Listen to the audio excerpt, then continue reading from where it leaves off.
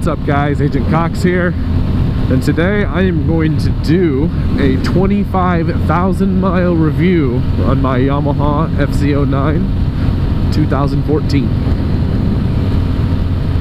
I didn't see too many long-term ride reviews out on YouTube for this bike yet, so I figured I'm up there in miles, so 25K seems like a good number to do it. First, I feel like I should give you guys a little background on my riding, call it style. I would say I'm about 75-25, with the 75 being commuter miles and the 25 being fun around town and or the twistiest roads or the twistiest thing I can find to ride on. So certainly not living by a mountain, running up and down all day long. It has not been used in that manner. As anyone who has ridden an FZ-09 knows, these things are torque monsters. So that'll be my first point, is that this is not a beginner's bike.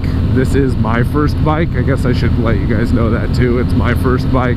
I have ridden some other bikes, but I don't have an extensive bike background.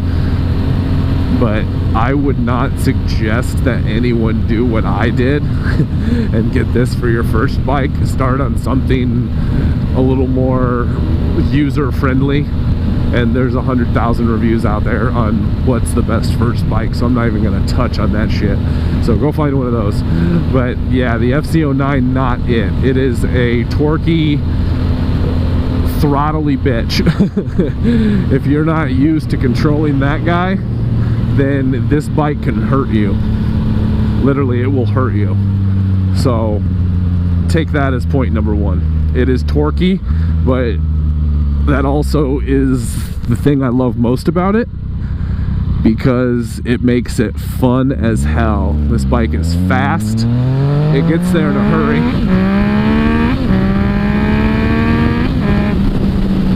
Sounds great. But like I said, you gotta respect it at the same time. I've mentioned it in a couple prior videos. The cam chain tensioner on these sucks. So if you were planning on getting an FZ-09, I would say plan an extra $100 into your budget and just throw the APE cam chain tensioner in it from the get-go. Don't even fuck around with the stock one. Just get rid of that damn thing and get yourself a manual one, get it set correctly, and then you can forget about it. I'm not gonna bother touching on any of the obvious things that need to be changed out, like the tail, the license plate holder tail thing that Yamaha puts on every bike that's ridiculously large and hangs way down, and the stock exhaust that sucks when it comes to its sound. All that kind of piddly shit. That's just an obvious no-brainer that it needs changed, so I'm not going to hit on those in big detail by any means. One major upgrade that I did was change out the stock handlebars.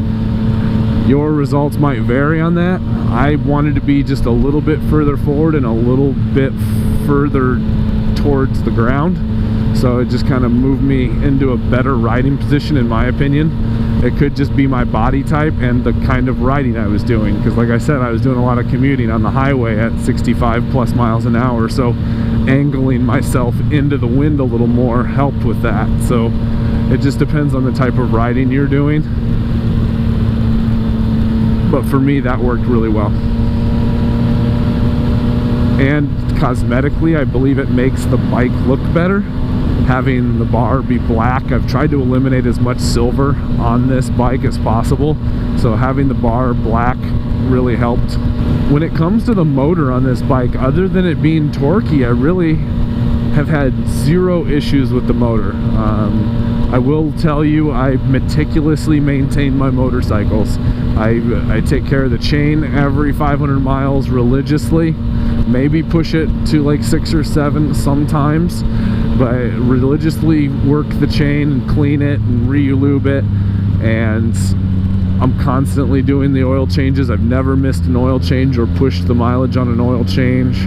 I believe that really just helps the reliability and longevity of these motors. I will suggest that if you are going to put an aftermarket exhaust, to also plan ahead that you really will want to send in your ECU to someone to get it flashed. I know there's a couple different companies The guy I would suggest, just because he's active on the FZ-09 forums and things and offers really good deals to riders, is Flashed by Vcyclenut. I haven't seen one bad review of his flashes. Reflashes are free if you ever change something with your setup, so definitely go check him out. I will put a link in the description down there to him if you need a flash on your FZ-09. He's the guy to go talk to. That being said, I have not yet done mine. My idle is a little choppy, so it is what it is. I'm just living with it for right now because it is riding season here in Arizona. I mean, you can see this, all blue skies, gorgeous weather, just having a good old time today. So yeah, I'm not willing for my bike to go down because of having to send an ECU in right now. I will get to that when it's 120 and a skillet on the ground. Also, along the lines of ergonomics of this bike, I purchased mine and it already had the seat customs seat treatment done to it, where you send your seat in and they remove all the stock padding and foam and they remove the stock cover, and they contour their own custom foam formulation that's more like memory foam, and then recover it in a much grippier material. Mine already had that when I got the bike, and I've loved it ever since I first rode it. I have ridden other FZ-09s with the stock seat, and the stock seat is horrid. I couldn't make it a week with that stupid seat. So there's another negative to this bike, is the stock seat pretty uncomfortable, very, very hard, and it's also very slippery, so your balls are always getting racked into the tank. And on a torquey bike, that will happen more often than not. Handling wise, I believe that this bike handles phenomenally. There might be ones out there that handle better than this bike. I haven't ridden them. I haven't ridden a lot of bikes, to be honest with you, but this thing is just flickable as all hell. It just yearns to be thrown into a turn. I mean, it's just effortless. It just dives into it, and it's just, this bike is happy in the turns and in the twisties. I have nothing to bash when it comes to the handling of the bike. I do have issues with the suspension setup.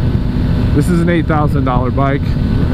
I can see it both ways. I almost wish it was a $9,500 to $10,000 bike with a bomb-ass Olin suspension in it. But I also understand that they wanted a certain price point for this bike, and to get there they had to make sacrifices, and I'm really glad that they didn't sacrifice on the motor and some other things, and they sacrificed the suspension, because the suspension is something that's easily swapped, tuned, sorted out by professionals or someone who is familiar with what they're doing. So if they were going to skimp on something, I'm glad it's a suspension. I just wish they wouldn't have skimped so much. Maybe it's because I'm a bigger guy. I mean, I'm 220 pounds and 6'3", so that'll give you kind of a gauge. But for me, it's incredibly soft and spongy. I really wish it had some better rebound or more adjustable rebound dampening, and if it was just was able to be set up a little differently or a little stiffer, that would certainly help out us bigger guys. With that being said, there's a lot of good aftermarket suspensions. There's a lot of great and phenomenal aftermarket suspensions for these things out there. Pretty much sky's the limit. However big that check you want to write is, you can get yourself really dialed in when it comes to suspension. Just know that going in on this bike for sure. I have not done anything to mine. I've kind of just lived with it. Again, it's on the short list of things that I certainly want to start taking care of. They say if you do the rear shock, you're gonna almost instantly want to do the forks, just because your nose dive will happen much more frequently and much more sharply if you only do one in the rear or the front. So you should really plan on doing them both at the same time. And that way you only have to get it dialed in for your weight one time.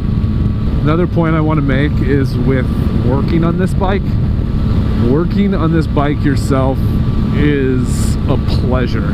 It is so nice not having to deal with plastics. I've worked on quite a few other bikes for friends and local riders that where you're always either fighting the plastic, figuring out a way around the plastic, or having to take all the fucking plastic off.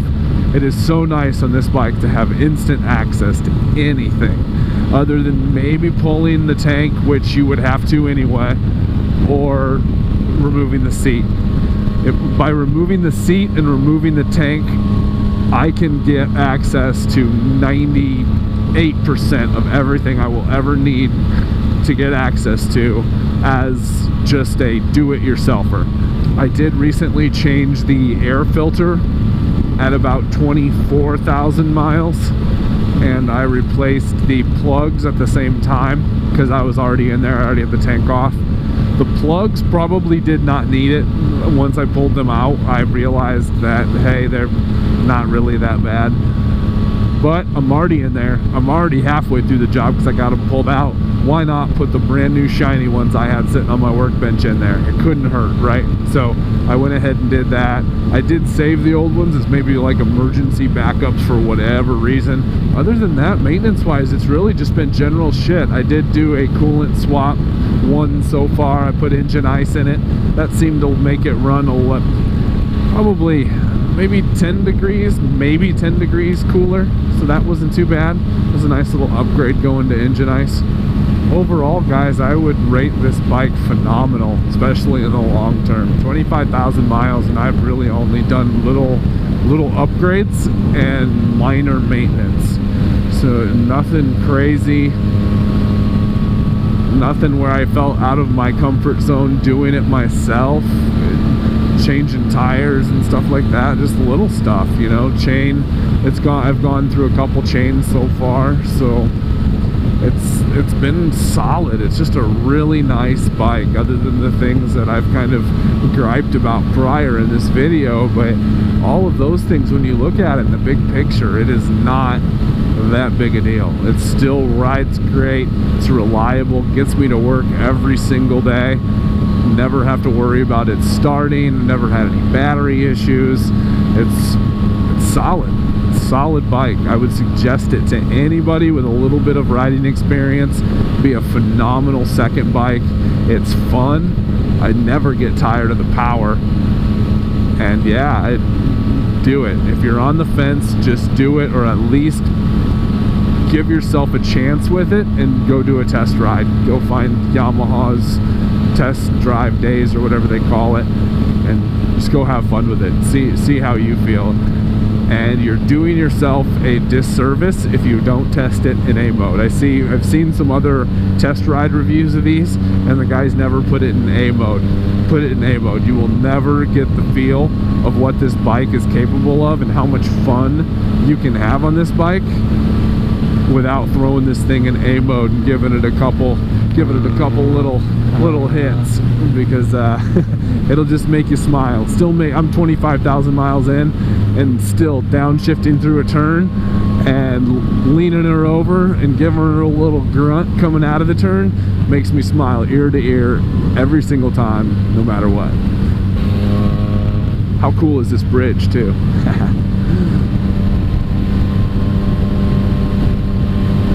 So my brief final thoughts on this bike: it's fun, it's torquey as all hell, it's reliable, easy to work on, and upgradable. Those are my big five right there. And with that, this has been an Agent Cox bike review of my 2014 Yamaha FZ-09. Thanks for watching. Like, comment, subscribe, and I'll see you guys on the next one. Peace.